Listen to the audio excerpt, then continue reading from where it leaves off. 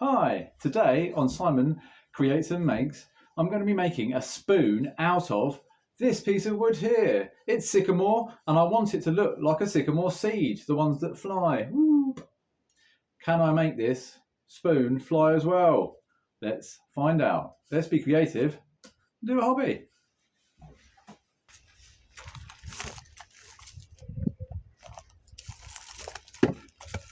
Right, because wood in the round splits, I'm going to split this in half to make this so it's not a full round and therefore it won't split. The best way to do that accurately is, rather than swinging at it crazily with an axe, is just bring your axe to the wood and give it a whack with another bit of wood. Always best to do wood to metal, not metal on metal when it comes to axe heads.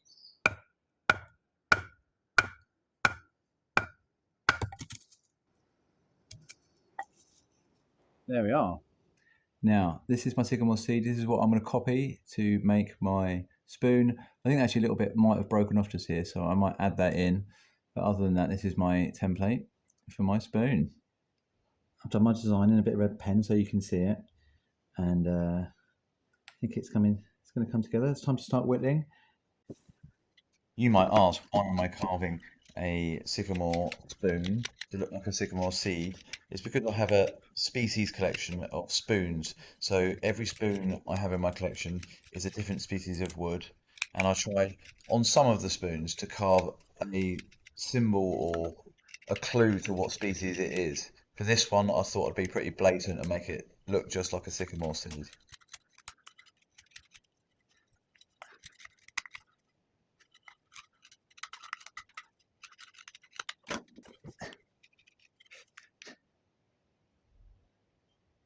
So,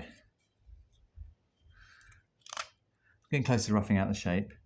Still got my red lines on there. I've left it, decided to make it a little bit longer up here. And I'm actually going to do a saw cut in here and a saw cut there, just to make it a little bit easier and just to keep hacking in. And then once we've done that, we'll go back to the knife. Right, next up, I won't video the sawing bit because it's too many vibrations for the camera. So saw cut's done. Use this little Oppenau holding saw. Really good one to take to the woods if you just want to collect wood for spoons. Yes, it is a bit dirty. You should clean it.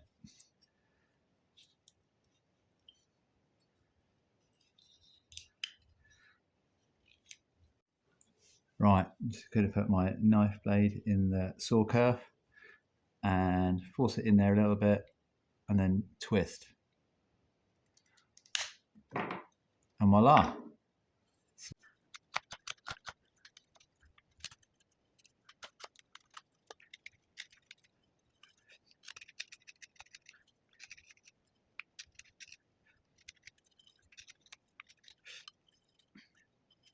So it's definitely got the roughed out shape now, looking good.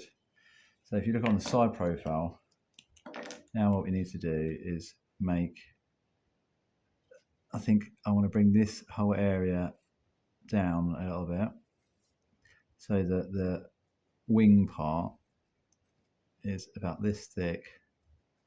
I mean, very roughly. So that's waist and that's waist there. And then what I'd quite like to do is then have the spoon bowl come up slightly and down. So that, hopefully you can see that this kind of has the seed. We'll kind of make this as rounded as possible.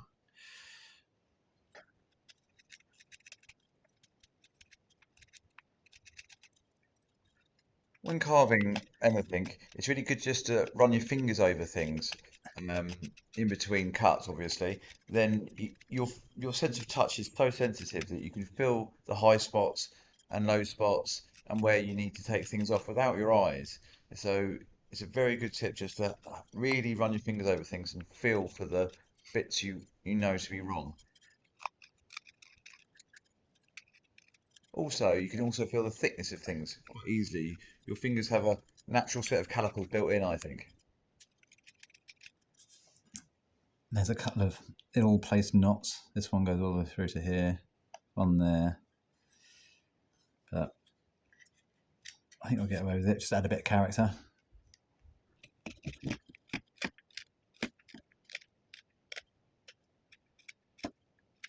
If you watch me cutting, you'll see that I'm always using both hands in each cut. I'm using my left thumb to support the knife and act as a fulcrum to bend the knife round, which means I'm always cutting away from my hand and I always have the most amount of control.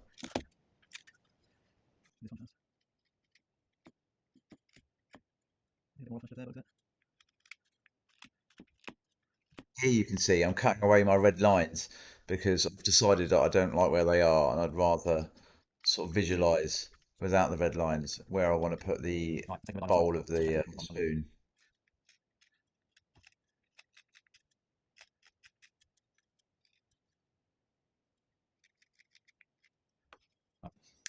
Now it's time for the hook knife.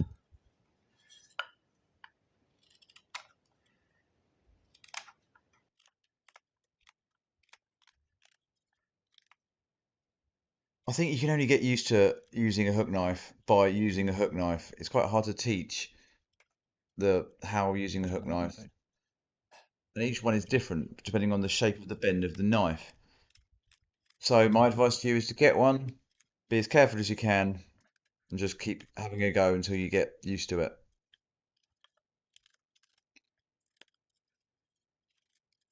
I think I need to have a little handbrake because when you get tied hands, that's when accidents happen. So a little handbrake, and I think the light will change by the time I'm video again.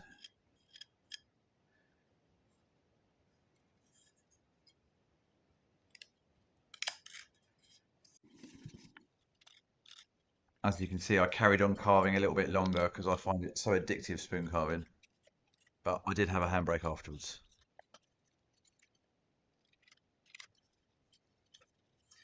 As you can see, it's coming quite long. I want it to be a nice deep bowl to fill up the size of the seed. So now I've got the bowl almost to the maximum this hook knife can do, because eventually you get to the stage where you're catching the flat section of the knife on bits like you can see there. I've caught it on the edge. I will try and widen the bowl a little bit to make these sides a bit thinner, and then in this and in there, so that I can get rid of those marks.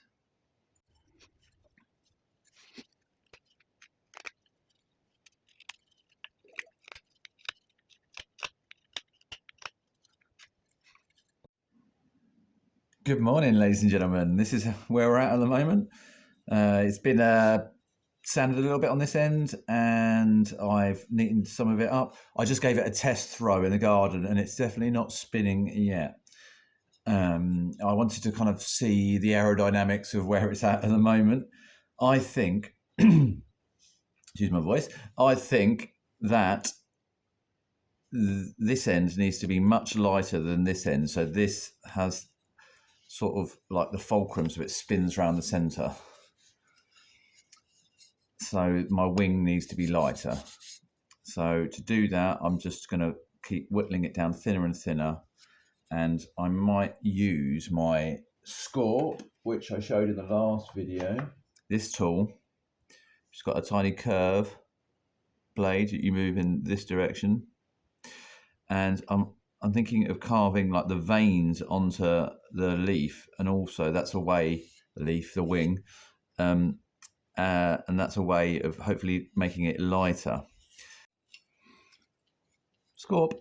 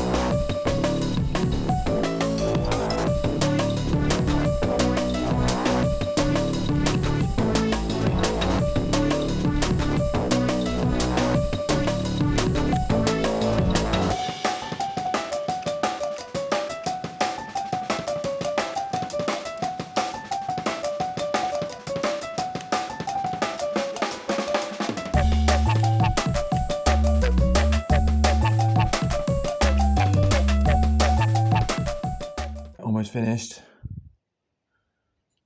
If I go just a last bit more decoration up here.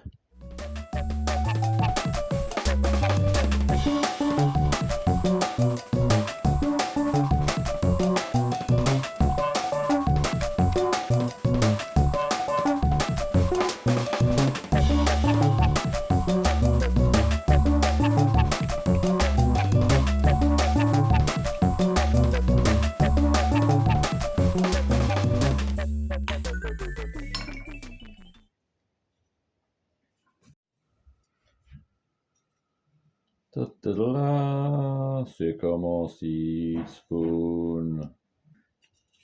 My seed of a spoon. Are you pleased with how it's turned out? The sculpt really came into its own while carving it to do the decoration and the detail in the wing. What I've noticed when throwing a real sycamore seed in the air is that it actually takes quite a while for flight to initiate, so the spin to initiate, a good couple of meters of falling.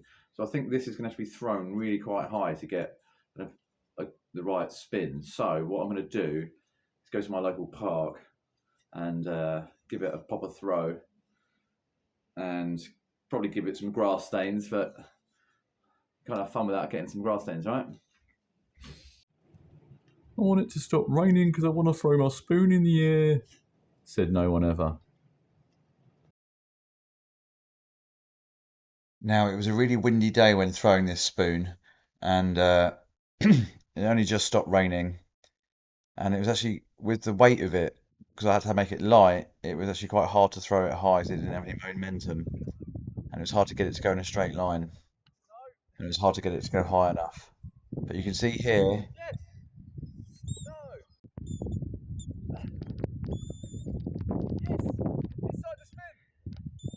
I got a little bit of spin then. Just need it a bit higher. Well, that was sort of a success. It definitely did start to spin towards the end of the flight, but I just can't quite throw it high enough. I think what I'm going to have to do is throw it from a high height that's already there and then down onto, like, off a cliff or out of a big tree or something like that. The weather has been really windy, haven't really had the chance, and rainy, haven't really had the chance to go somewhere like that. So I will do that, but that won't be in this video. So keep tuned for that. I don't know when that will happen. And so all I can say from now is be kind to each other, learn something, be creative, do a hobby, and I'll see you next time.